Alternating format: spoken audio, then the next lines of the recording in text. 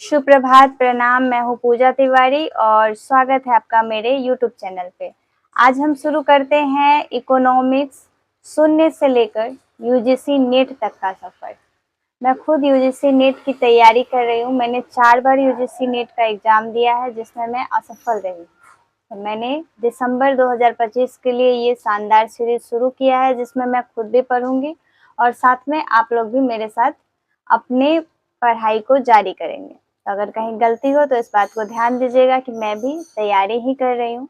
मैं जो पढ़ रही हूँ, जो सीख रही हूँ, वो आप तक शेयर कर रही हूँ।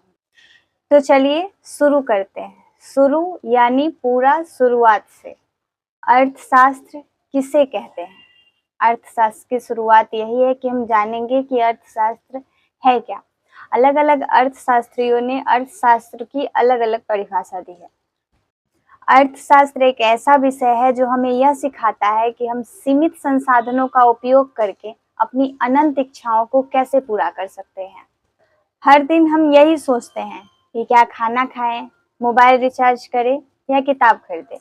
यानी जब हमारे पास विकल्प हो और संसाधन की कमी हो तो यहीं से शुरुआत होती है अर्थशास्त्र की। अर्थशास्त्र के 4 मुख्य स्तंभ हैं। अभाव यानी स्कार्सिटी, जहां चीजें सीमित हैं। विकल्प, चॉइस, यानी क्या जरूरी है और क्या छोड़ा जा सकता है। संसाधन, रिसोर्सेस, यानी समय, श्रम और पूंजी। विकल्प लागत, अपॉर्चुनिटी कॉस्ट, यानी जो छोड़ा उसकी कीमत। ये सब हमारी रोजमर्रा के निर्णयों में होता है। अब बात करते हैं उन महान अर्थशास्त्रियों की जिन्होंने हमें अर्थशास्त्र की परिभाषा दी। जैसा कि मैंने अभी बताया कि हर अर्थशास्त्री ने अपने अपने अध्ययन अनुसार हमें अर्थशास्त्र की अलग अलग परिभाषा बताई। एडम स्मिथ ने कहा, अर्थशास्त्र संपत्ति का अध्ययन है। Economics is the study of wealth. Alfred Marshall ने अर्थशास्त्र की परिभाषा देते हुए कहा कि अर्थशास्त्र जीवन के सामान्य कामों में इंसानों का अध्ययन है। Economics is the study of man in the ordinary business of life. Lionel Robins ने कहा, अर्थशास्त्र अभाव और विकल्प का विज्ञान है। Economics is the science of scarcity and choice. और अमर्त्य सेन ने अर्थशास्त्र को मानव क्षमता और कल्याण के रूप में जोड़ा। Approach and capability.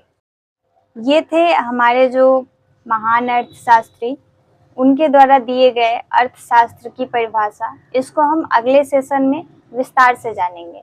और अब बात करते हैं अर्थशास्त्र कितने प्रकार के होते हैं। तो 2 प्रकार के होते हैं, माइक्रो इकोनॉमिक्स व्यष्टि अर्थशास्त्र, मैक्रो इकोनॉमिक्स समष्टि अर्थशास्त्र। माइक्रो इकोनॉमिक्स व्यक्ति, उपभोक्ता और फर्म के फैसलों को समझता है, जबकि मैक्रो इकोनॉमिक्स जीडीपी, महंगाई, बेरोजगारी जैसे बड़े सवालों पर काम करता है।